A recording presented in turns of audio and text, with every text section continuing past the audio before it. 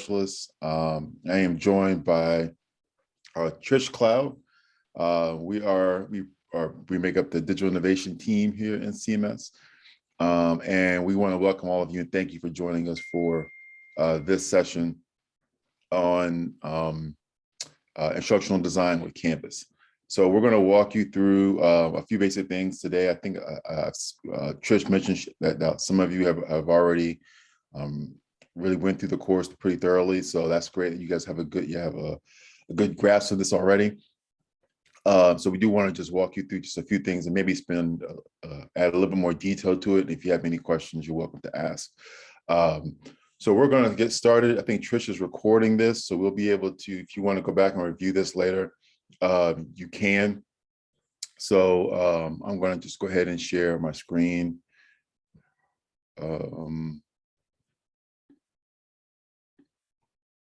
Okay, let me go back up here. All right. So this is the instructional design with Canvas course that hopefully all of you had a chance to take a look at. As I go through this, you will see me kind of going back and forth between this slideshow as well as our Canvas course and maybe a few other elements that are relevant. So I just want you guys to be able to see that. So we're going to go ahead and begin with this particular portion of it. So one of the primary purposes that we had for this was to introduce you to the CMS design principles. So we worked with our specialists within our school district, those who are designing the courses that are being blueprinted, and they experienced a blueprint design course where we covered things like this instructional design, CMS design principles with them.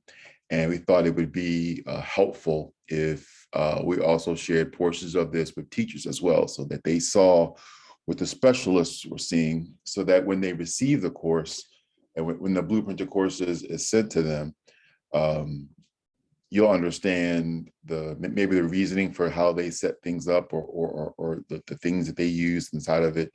So we just thought it would be helpful for not only just the specialists, but also the teachers to be familiar with this.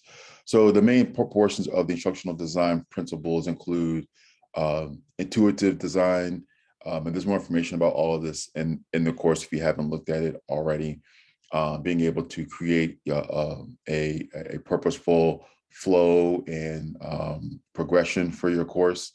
And then you have things like formatting, which we're going to cover today. We're going to spend some time going over the importance of formatting and some things that you need to consider as you are designing or updating your courses. Communication and feedback, the next section that we're going to do, we're going to be talking about that, where we're going to be getting into the creation of rubrics and the use of those. Proofreading with perspective, making sure that we are considering, as we are building our courses, what our students' perspective is, and also as a teacher, what your perspective is as well. It's important to consider all, but we want to make sure that as we're looking at it, and in the lens of our students, what will this course look like? And then also the embedding process. We want to talk about making sure that we are embedding judiciously. And we're going to be talking about that today as well. And we're going to give you hopefully one or two tips that maybe would be helpful as you are embedding content into your course. All right. So just to clear up some basic expectations for this course, there is an asynchronous course that you'll need to do in Canvas. It has some content that you'll need to review and some assignments that you will need to submit. The course, and Trish, correct me if I'm wrong, the due date for this, when I went back and I looked at it, was August 14th. So just make sure that you turn in all work by that date. And if you have any questions, please feel free to contact either Trish or myself. There are 2 synchronous sessions. This is one of them. There will be a second one tomorrow. You may have seen that there's another one today. The one that's happening this afternoon is a repeat of the one that I am going to be doing with you this morning. So The next one where we're going to be getting into feedback is going to be tomorrow at these same times, at 9 and 2. So you'll just need to make sure you attend one of those other sessions. Okay, so I think we're ready to go ahead and get started and start talking about some of these key elements to consider as you are building your course. And today's focus is on formatting and how we are displaying content inside of our courses and things that we need to just consider as we are building this. So the first thing we're going to be talking about in this part when we're looking at formatting is the navigation, is really looking at how our course is set up for our students to progress. So we want to just first mention the course navigation menu. So I am actually, this is one of the points where I'm going to jump out. And one of the things I would encourage you to do that I'm going to be doing today is I'm going to be going to a sandbox course that I have. And if you want to follow along, if you want to do some of the things that I'm doing or practice some of the things, you're more than welcome to. I would encourage you to open up one of your sandbox courses, and then you can build your content from there, or practice building some of your content from there. So one of the things that you can do with you is you can restructure your course navigation menu. And when I talk about your course navigation menu, I'm talking about these options over here on the side. So one of the things that we really want to encourage you to do is to make sure that you include the essential components in your course navigation that your students will need. Anything that they might need quick access to, you can include that in your course navigation. And we also encourage you to simplify it as well. We don't want to include everything that's in the course navigation menu that's possible. We want to simplify it for our students and just include the main ones that they would need to access the important components of the course. Now that could vary depending on what you teach and your grade levels and things like that. Some of you may be may work with more adults than you do students, and so that may be different than if you are a primary level school teacher. So it's really just dependent on who your audience is, but we do want to encourage you to consider the things that you're going to be including in your course navigation menu. So a couple of things I just want to mention here about the course navigation menu is over here, you'll see when you look at it, you will see that some of them will have this symbol here on the side. What you should know about that, if you're not familiar with this already, is simply that this symbol on the side just means that when the student is viewing your course, these options will not be visible. So in this case, my students won't see this option for grades, for outcomes, for assignments, so on and so forth, because this symbol is there indicating that it has been disabled. Now, as a teacher, I do have the ability to still access those things. I can still go into assignments and build things from there and publish them, and students can still utilize those and access them in different ways. They just won't see this assignment button here in the navigation menu, and they won't be able to access assignments that way. They can access them from different ways. They could go to their grade book, they could go to their module, wherever it's posted, or however you have it set up. It just means that they won't view it from here. Now, as the instructor of the course, you do have the ability to modify what students see and what they do not see. So you can control that by going to the bottom of your course navigation menu, and you can select settings. So again, in my Canvas course, in my course navigation menu, the very last thing that you'll see at the bottom, and again, you'll only see this option if you are an instructor in the course. If you are in a course where you are not an instructor, then you won't see this option. You have to be an instructor in the course to see that part. So what you'll do is you can go down here to settings, and you're going to see a couple of tabs up here at the top. You'll see the course details, sections, so on and so forth. And one of them you'll see will be navigation. So you can click on navigation, and then you will be able to see all of the, you'll see basically two sections. So you'll see a section up here, And these are all your enabled features. These are all the things that I have set up for my students to be able to see. And below it, you'll see a list of some additional ones. And these are your disabled options. And these are the ones that have been disabled so that your students won't see it when they're in the course.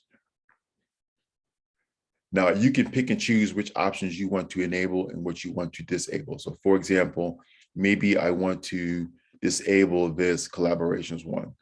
I can simply go over here to these three dots, select them, and then choose disable. And now that will move my collaboration option down here to the bottom. There it is. And now it won't be visible. I need to save it, but they won't be visible for my students once I hit save. You can also just drag and drop. So for an example, if I decided that maybe this rubrics option isn't something that students necessarily need to see, I can just drag it and drop it down here. And I can continue to come down here and play with this and just remove all the things that my students maybe don't need to see. While I'm dragging and dropping, I can also just rearrange the options that are here. Maybe these are all the things I want my students to be able to see, but maybe I want modules to be the first thing that they show at the top. You can reorder these in whatever fashion that you like. So you do have the ability to be able to do that here. Now, not only can you disable items and drag them down here, you can enable them. So if there are things that are down here that you think will be helpful to students, maybe you want to use the chat feature with your students. You think that would be a good tool to communicate with your students and to collaborate. You can come up here and click on that and then click enable, and that will bring that one up here. And then you can, like I said before, drag this into a place where you think would be a good order. And then once you have done that, you can simply press save. There's multiple save buttons there. You can press save, and then that will update your course navigation menu. Okay. So we do encourage you to think through the important things that you would want your students to have access to. One other thing I'll mention about the course navigation menu is you do have the ability to customize this menu. And when I say customize it, what I mean by that is sometimes there's things that you want in the menu that aren't an option. Maybe you have a syllabus for your course that you want to be in the menu of your course that you can't simply add that. Maybe your syllabus is a Google Doc that you have stored somewhere and you want that to be in there. And so you do have the ability to add that to your course navigation menu. For the sake of time, we won't be able to go through that completely, but I do have a video that I'm going to be posting here in the chat. It's using a tool called the redirect tool. So if you are interested in being able to customize it and add your own element to your course, you can use this redirect tool that will give you the ability to add your own element to the course navigation menu, call it whatever you like. And then when the students click on it, it'll open up that link. And again, that link could be anything. It could be a link to a Google Doc, it could be a link to your teacher website, wherever that thing is. But that is an option. But again, just considering everything that we talked about before, make sure that it is something that is, really important for your students to be able to see and access on a regular basis. So that's an option there. So I'm going to post this in the chat. Here is a link to a video on the redirect tool, and you'll be able to use that. Is there any questions about using the course navigation?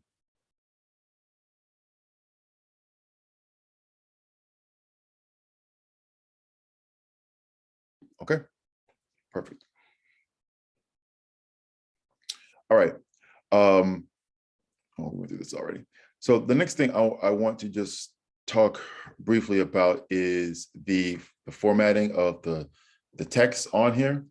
And so one of the main things that we want to get across is the importance of making sure that the formatting of your text is consistent across all pages. So however you structure the formatting of your text on one page, it should show in a similar manner in all your other pages. So if you're using a particular font, if you're using a particular font size, if you have a particular structure, that structure is replicated to make for a better experience for your users. So just to go into these a little bit more, looking at font size. So I have seen, and we've done some reading on font size, and I think generally speaking, the recommendation is to use a font size of at least 12 point or higher. We do generally recommend that you use a 14 point or higher with your font, but we just want to make sure that we avoid doing anything that's difficult for our students to see. We have seen some courses that have been utilized with some of our students where the font size will vary. Sometimes it's large, sometimes it's small, depending on the page. It's inconsistent. And also just in other places, even when it is consistent, sometimes it's just pretty small and difficult to read. So we just encourage you, we generally recommend using 14 point or higher when you're building some of your content, adding some of your text into your course. In terms of the font family or the font itself, Canvas has offered, before it used to only allow for one particular font. Now it gives you options to, oops, sorry, I didn't mean to open that. Now it gives you multiple options of the type of fonts you can use. So whenever you are creating your page and you're entering text in there, they do under format have these different fonts that you can choose here. So I have not tried these on to see what they look like on different devices, on different screen sizes. So I would just be cautious of that. I would try to use some of the basic ones, and just to be safe with it. I do think that they are all accessible, that they are readable for all users, but I haven't had a chance to test that. So just be cautious of that and the type of font that you're using when you're selecting one of these options. They also have different enhancements. I think we're all very familiar with the enhancements, but one of the things we do want to make sure that you understand that whenever you want to, we use the enhancements whenever we want to have certain text, certain phrases stand out. So that's when we use things like the enhancements like bold and italics. And that's perfectly fine. We encourage you to use that. But one of the enhancements that you should not use for enhancements is the underline option.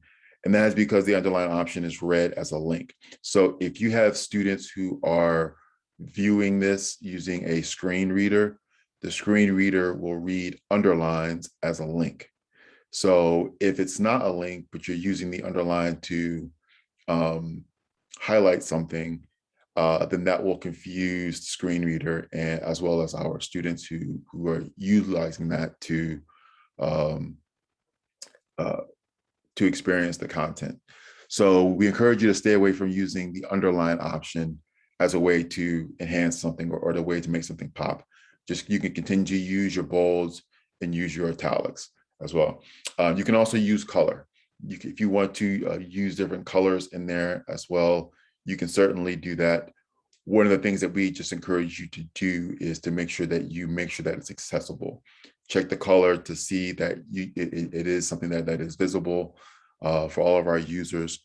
And so for those of you who aren't familiar, there is an accessibility checker down here. So if I type in the word color here, I can click on it. I can change the formatting of it, like I was saying before.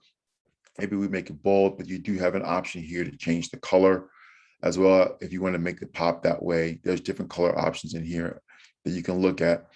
But as you're selecting a color, you do want to make sure it's something that is visible. You see I chose one there, but it's a little bit more difficult to see. I can also click down here on the accessibility checker. It will look this up for me. So when I click on this, you'll see it'll give me this issue here, and it is this color that is causing an issue here. And so I would need to go through here and fix it and choose a different color that would meet the accessibility for this. So, and then you'd be able to go through here and adjust this or find one that would work for this. So I am going to just skip that for right now, but I just wanted to make sure that I pointed that piece of it out. And the last part here is the use of headings. So when if you're entering text and you're using the headings, so when I'm talking about the headings, I'm talking about this option here for paragraphs. Then you have your heading 1s and headings 2s. These are a great tool to have. We use these a lot in a lot of our other documents. You can use these as well here. But it's important to note that when you're using those headings, that you make sure that you don't skip a level, so that when you choose something that's a heading 1, so if I type in, I'm gonna close this here, and if I enter, let me change the text back to black. If I enter my title here, and I make my title a heading 2, the next thing that I should enter in here should either be the same heading or one below or above it. So the next thing should be either a heading 2 or a heading 3, only because there is no heading 1 option here. So you just want to make sure that you continue that as you go through that. You'll notice that if I go through here, and I'm going to call this my subheading, and if I make this one, let's say this one's a heading 2, if I make this a heading 4, then when I go here to my accessibility checker, it's going to tell me that your headings, I skipped a level. And then I need to go back in here and adjust this. And again, this is another issue with the screen reader, so it's important to make sure that's the reasoning behind it. So, excuse me. So make sure that when you're entering, you're using these headings, that you're making sure that you're not skipping any levels. Try to keep it the levels the same all the way down. Okay, so that's some basics formatting with the text. Does anybody have any questions about the text using the font size, the color, enhancements, the headings?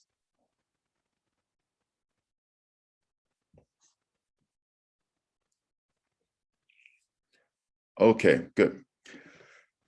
So the next thing I want to mention is another option for making things stand out is the use of buttons. And we're also going to be talking about links too. There's a lot of use of buttons and links in our courses, which is fantastic. And so we just want to make sure that we're using these options in an efficient way, in a way that makes sense and enhances our user's experience. So one of the things we want to first talk about with links is to make sure that whenever we are linking something, that the text or the visual for the link is indicating what the target is, meaning that when I see a link on my page, whatever the word is for the link, it should tell me where I'm going.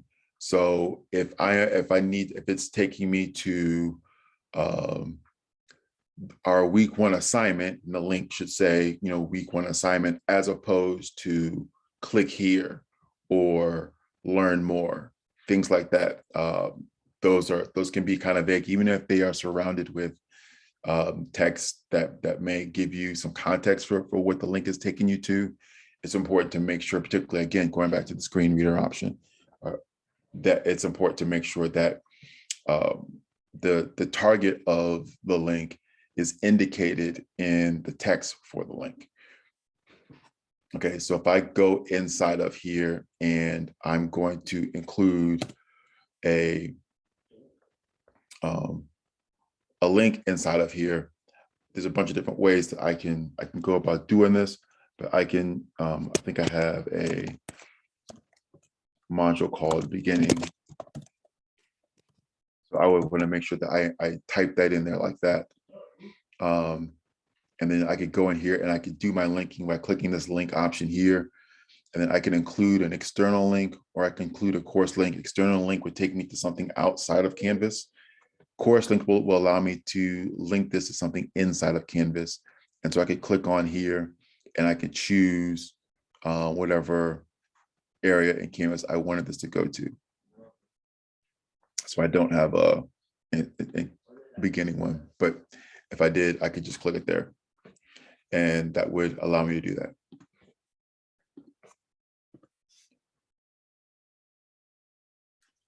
Also remember your course links.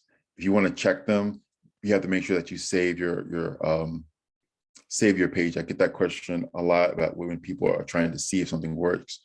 You have to make sure that you save it first. It's a name.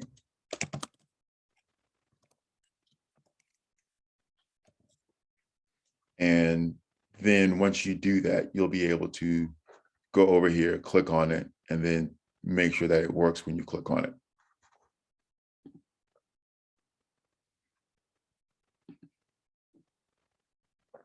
And the same thing works for the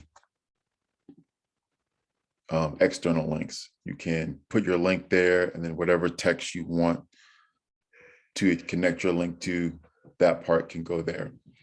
So, but again, the main thing is just making sure that the text is clearly indicating where the user is going to be going when they click on it. So another part of this that's commonly used in our courses is the use of buttons. You'll see a lot of that in our courses, and there's a lot of different ways where you can set up buttons in your course, and those are great options. And we just wanted to show you a couple of different options in case you weren't familiar with them, so that you would feel more comfortable going forward on being able to add these buttons into your course. Now, we're going to show you too, because lots of different ways where you're going to do it. We're going to be showing you creating buttons using Google Drawing. We're also going to be showing you an option called, what is it called? Useful Canvas tool, I believe is what it's called. It's an extension that was made by somebody here in our district, Jake Standish. If you're not familiar, he designed this button creator that you can pull inside of your Canvas course, which is really helpful. But there's other things that you can use. I know Trish uses Canva a lot to design different things in Canvas. So she might go in Canva and design a button or banner or something like that, and then she can then upload it into Canvas and use it as a button as well. So there's lots of different ways where you can use this and begin working from there. And I just want to show you a couple in case you're not familiar with it. So the first one is I'm going to show you is just using Google Drawing. So you can design your own Google Drawing, excuse me, you can use Google Drawing to design your own button to make it look however you want to. So we do have a dimensions cheat sheet that you can use to design your buttons. And so it looks something like this. These are just some different ways or some different sizes for things that you can, for buttons that you can create buttons and banners and headers and things like that inside of Canvas. You won't really use most of this because a lot of the courses that you are being blueprinted for you will already have buttons and things on there. But I have seen plenty of courses that have been blueprinted where the teacher has taken those courses and made some alterations to them, including using their own buttons. Some of you this may not be something that you need for blueprinting. Maybe you're creating a course for your teachers or for other users, and you might use some of these banners or some of these buttons in other ways. So I just want to let you know that that was a reference. I am going to put it in the chat here so that you can refer back to this. I'm going to call this my Canvas.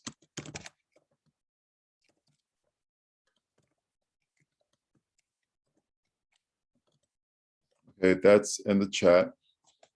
So you should be able to go in there and create your own copy of that dimension and or that drawing, and use those dimensions. When you do make a copy of it, what you'll notice, or what you should notice, is that when you click on each one of these, it will take you to a sample of that. So for example, if I really like this explore button, I can click on it, and then it will allow me to make a copy of it. And then from here, if I want to edit this text, I can change this explore to something else. Maybe I want this to be engage or whatever it is. Or maybe I want to change this picture from this marker to something else. You can go in here and edit this. You can change the text. You can change this color. But you can go inside of here and edit this however you want to make this look. But yeah, I just wanted you to be able to see that this was an option that was there, that you can utilize these whenever you wanted to. Okay. You can also make a button from scratch here in Google Drawing. You can just go to open up Google Drawing and use the shapes in here. That's all these are. This is just a triangle in here. This is just a circle. That's a couple of circles that are in here, and that's just how all of this was made. We won't have, just for time's sake, we won't be able to go through all of that, but just know that you can go up here. There are these shapes options inside of Google Drawing that will allow you to create whatever shape that you want. You can enter text inside of it. You can change the size of the text. You can change the color of the shape. You can put different shapes on top of each other, which is what this is. This is just multiple shapes just sitting on top of each other. Whenever you want to decide which shape goes on top, you can change the order of it by right-clicking on it and then choose order. And then you can choose how far up you want this to be. I can choose bring to the front, and that will bring it up to the front like that. So you can kind of play with those things like that. So as you're making your button in Google Drawing, you can, at that point, go inside of here, publish it, and then post it to Canvas. And then you'll have your own button.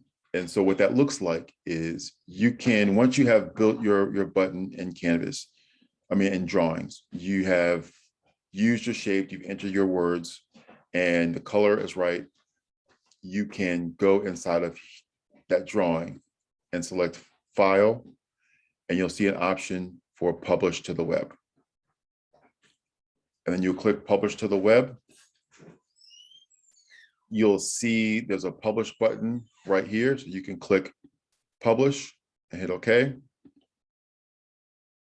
And then now you will have a link as well as an embed code for this button. And so what I'm going to do is I can take this link here, I'm going to select it, I'm going to copy it, then I can go back to Canvas and I can add this image as a link. So I can go over here to where the images are, and I can choose upload image. And then there's an option for URL. And then I can put that link there. And then when I hit submit, there is my button. Now, this isn't linked to anything right now, so I would need to click on it and then choose the link option to link it to maybe another element inside of my canvas. But now I have a button that is in here, and I just linked it to one of my pages inside of Canvas. So that part is there, but that's how you can create a button using Google Drawings. Does anyone have any questions about using Google Drawings?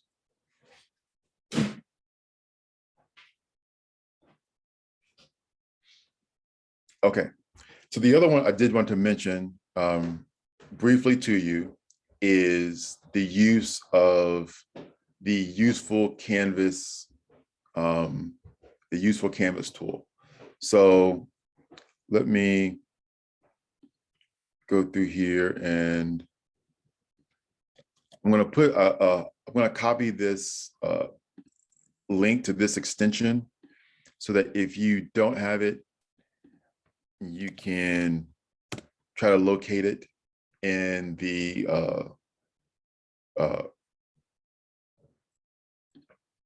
Chrome Web Store,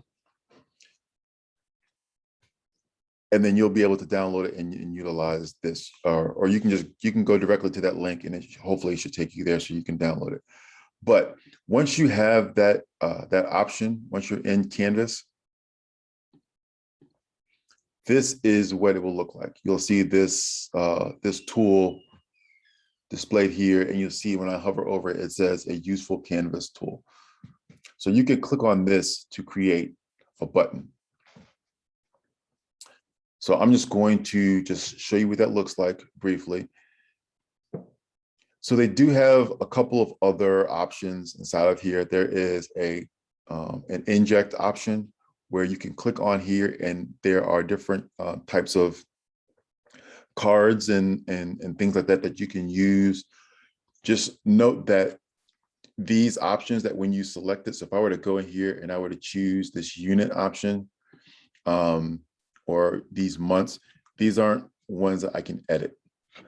So I was able to make this one in drawing, and I can make it look like whatever I want to, but these options, you have to take it as is.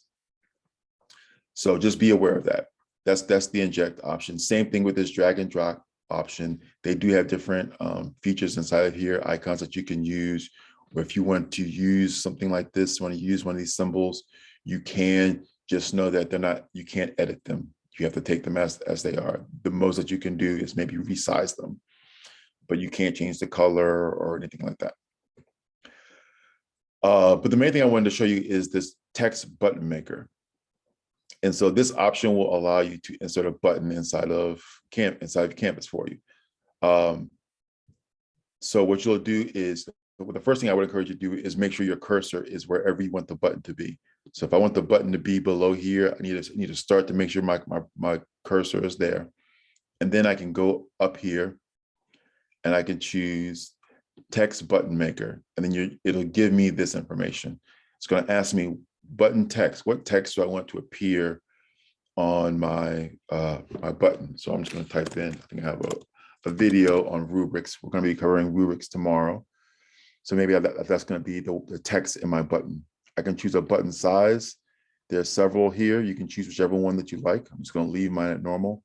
Button width, you can choose normal or block, and they have button color. You can choose one of these options here. You can look at it and see what it will look like. There's a preview for it down here to get an idea of what that particular color is. And then there is a link option. So this is where you can include a link to something in here. So maybe I want to include a link to this video inside of here. Oh, and I lost it. So let me go back and do it again.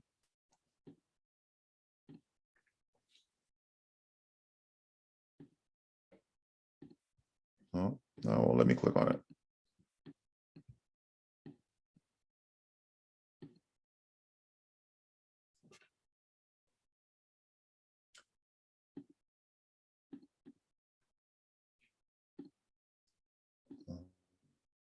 There we go. Just took a second. All right. So if I go back here and I do the same thing, I can type in rubric, leave my button size and width the same. I can choose a color, and I'm going to add a link here. And then once that is done, I have my button there. I can simply drag my button into Canvas, and there it is. And then when I press save, I have my button rubric. And because I linked it to a YouTube video, you'll see a preview for it there. If I chose something else like a Google Doc or maybe a website, then nothing would appear there. And so now when I click on this button, it'll open up that YouTube video. Okay, so that's the button maker that you use in Canvas. So just to give you a few caveats to each of these, the button maker, and Trish, you can, I don't know if you can share your experience with this if you want to. The useful Canvas tool is very quick and it's easy, and I like using it. My only concern about it is usually when I have to go back, if I need to make a change to it, if I need to change the URL, if I wanted to change, maybe I don't want it to be this full length button, maybe I want it to be something smaller. It usually, whenever I do it, it usually breaks the link, or usually breaks the way it shows, where I might lose the color or something might be off. So if I go in here and maybe I want to edit this button, I'm going to choose link options. Maybe instead of all of this, I just want it to go to CMS's website. And not always, but a lot of times I find, you see how that everything went away. I hit save.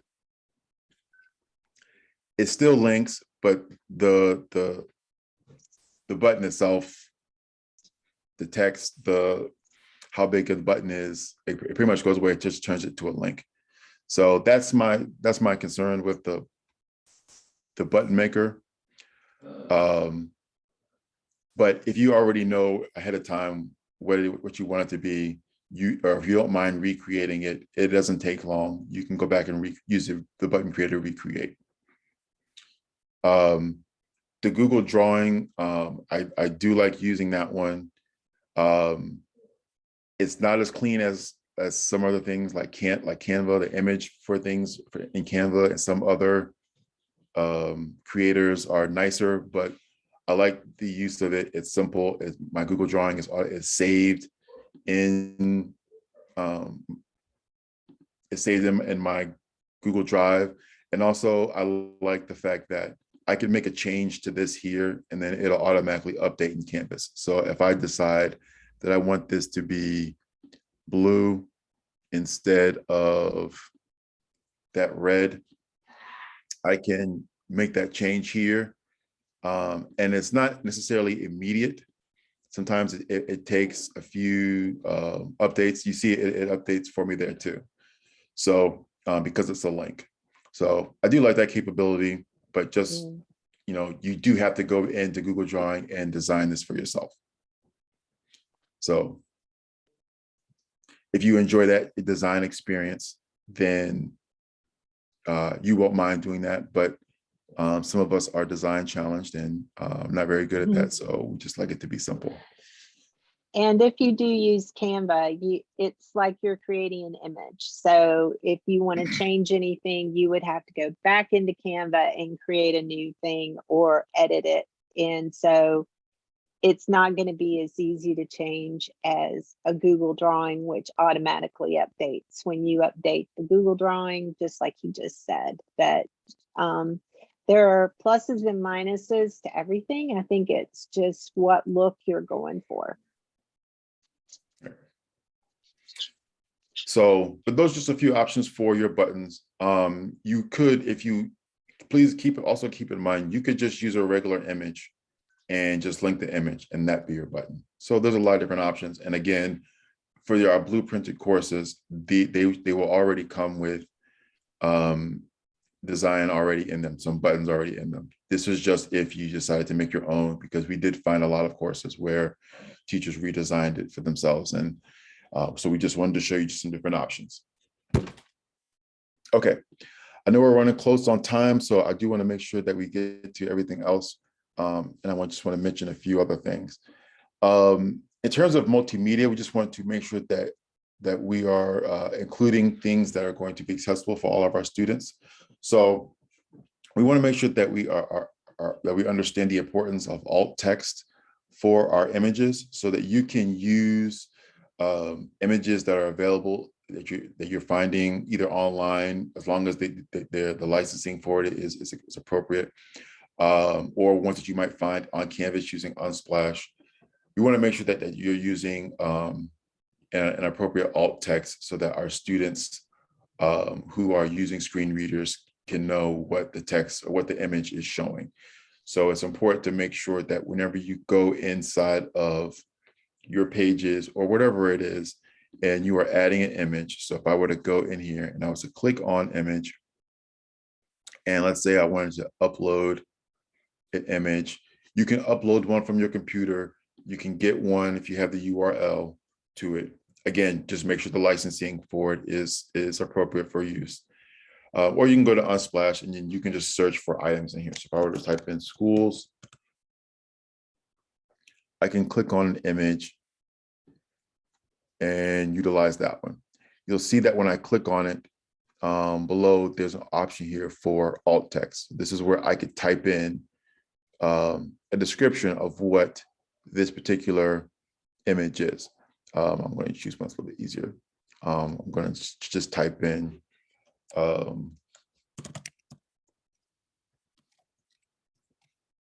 desks. Inside of them, I could be more descriptive. I could type in classroom with desks in rows. So, but I have my image here. When you insert your image into your Canvas course, you can always click on it and then choose image options. And then you will see your alt text here. I would encourage you not to allow the, particularly if you are uploading an image from your computer. Generally speaking, what will happen is it will assume the alt text will assume the name of the file. So wherever the name of the file is, it will make that the alt text. And a lot of times that doesn't work because the file name doesn't tell what the image is, doesn't give enough descriptions. A lot of times the file name is just, some random characters with, the extension JPEG on the end of it or PNG at the end. So make sure that you go in here and then you are including an alt text so that our students can have read to them what the image is for those who are using screen readers. Okay. The other thing that we want to make sure that we mentioned was making sure that when you're using videos, that you're using videos that have closed captioning option. Now, YouTube is the most common one. And so the closed captioning option is available for them there. So if you are not familiar and your students ask you questions about that, you can go to YouTube and there is a closed captioning option here. So if I were to play this video, I can click this closed captioning option and it will enter in the text as the speaker is talking. There is an option over here under settings where you can go over here where it says subtitle for the closed captioning. And then where it says auto translate, you can choose a different language. So you do have the ability that you can work with your students and train them how to use a closed captioning system and how to use the closed captioning system to display their language so they can better understand what the content is.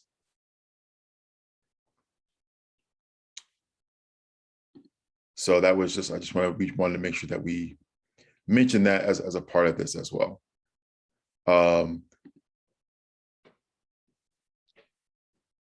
Embedding. So I did want to mention this briefly, and talking about embedding judiciously. That is one of the principles in here.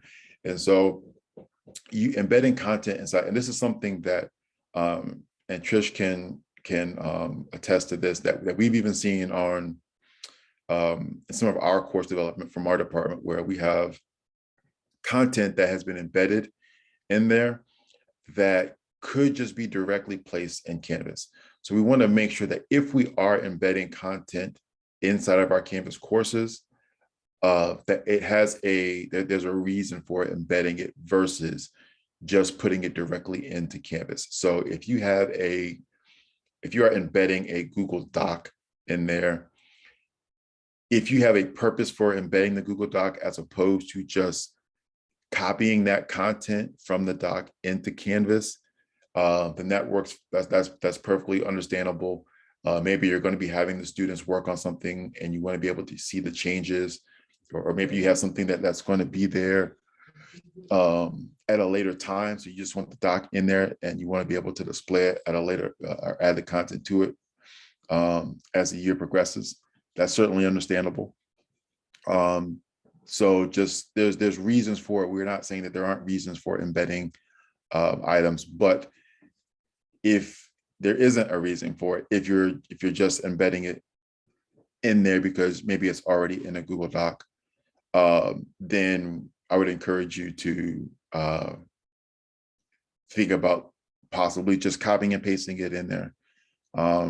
And you might have to make some small edits to make it look a little bit better, but I think it will display better typically if you put it directly into Canvas as opposed to embedding content in there. And also keep in mind that a lot of your courses have been blueprinted and you're adding content, and the more that you embed, it slows the process down with the amount of content that are in these courses. So trying to use Canvas natively is not only easier for your students, it is going to help the process as your students are trying to navigate through the course and things not being slowed down with too many embeds. Right. Right. We would see a lot of instances where people were embedding a Google slide that has a video embedded in it, which if it's a part of a total Google slide, that's certainly understandable.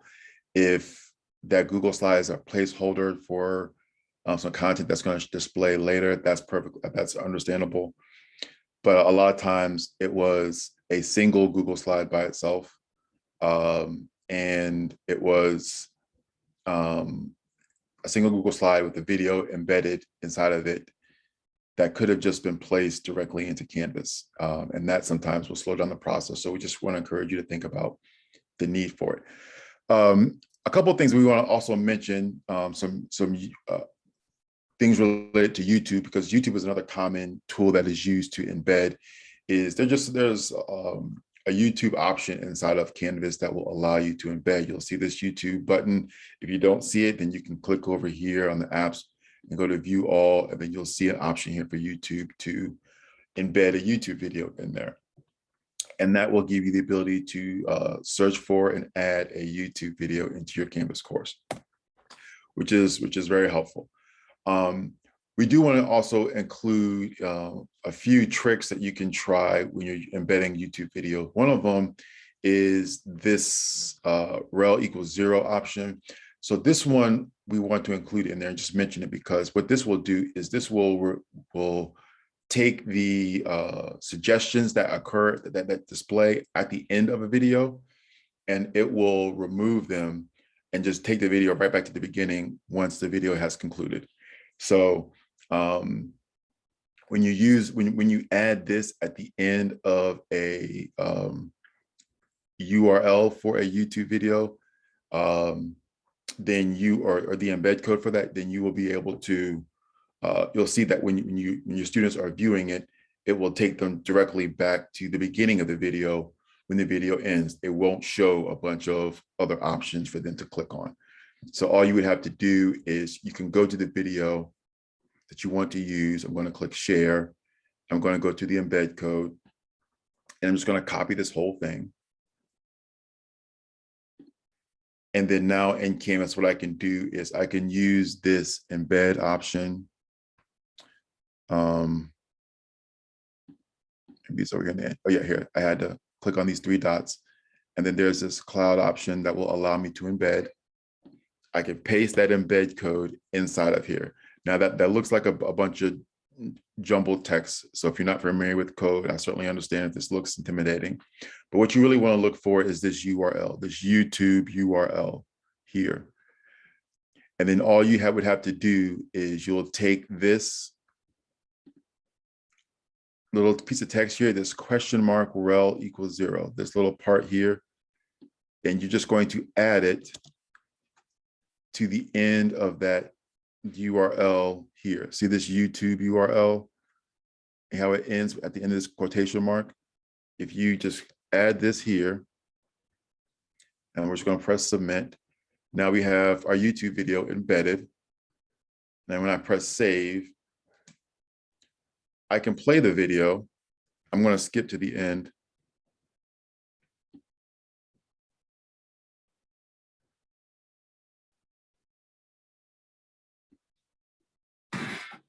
And now when the video ends, it should go right back to the beginning. See how it goes right back to, so it doesn't give you any of those suggestions that are in there. And so all that is just that rel equals 0. And again, we just added it when we got the embed code for it. This at the end of this URL, you'll see it in quotation marks at the right before the quotation marks ends. That's where we added that rel equals that question mark rel equals 0. And that's what enables you to do that. And the last little trick here is just this pop-up one. And this is just gives you the ability. Sometimes when we play YouTube videos for students, at the beginning, it will play an advertisement. And so adding this at the end of the URL would eliminate that advertisement. So you could go to a video. This is one that I was playing with, see how it plays an advertisement. If I were to take this URL and at the end of it, just type in underscore pop-up and then press enter, it will just display full screen as an embedded video. Okay, so this video will be and take away the my previous videos when I show the advertisement. how to use Google Sheets. So that's what those two things will do. This one will remove the suggestions at the beginning, at the end. This one will remove the advertisements at the beginning.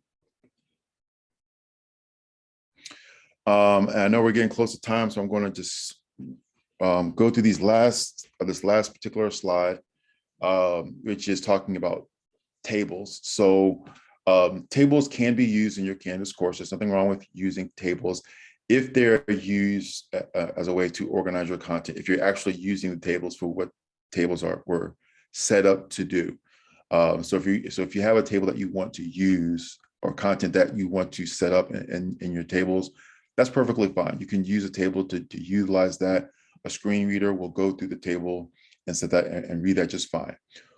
What we are saying is when you're using table to arrange your content, maybe you just want to center something in certain ways.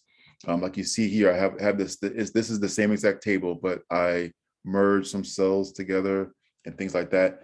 This is where we want to discourage use of tables. Screen readers won't be able to read this, and this will confuse the students who are trying to understand what the table is showing them. Because sometimes we see a lot of people, and I've done this in the past myself, where I want to align my content in a certain way. So I might use a table and hide the lines to set this up. So that is not a good use of tables in Canvas. That will confuse the screen reader and our students. So avoid using Canvas for that. So tables for its normal use is fine, but don't use it to align your content. Merging cells and all that kind of stuff doesn't read well for our students.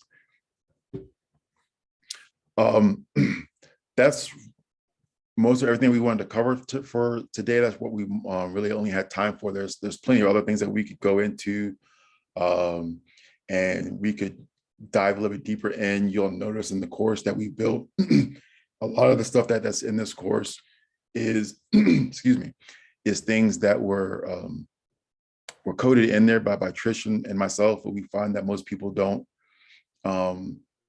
Most teachers aren't really interested in the coding part, which I certainly understand. They have enough to deal with. But if you are interested and you want to see how we did some of the things that we did in there, you're welcome to contact us.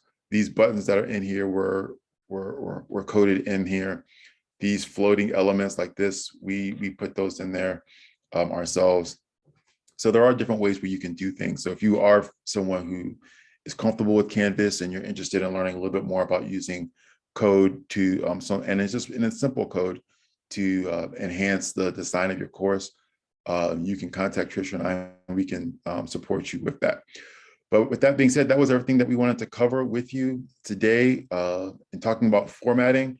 We thank you for joining us. We will be back tomorrow, and we're going to be talking more about feedback and the use of rubrics in our courses.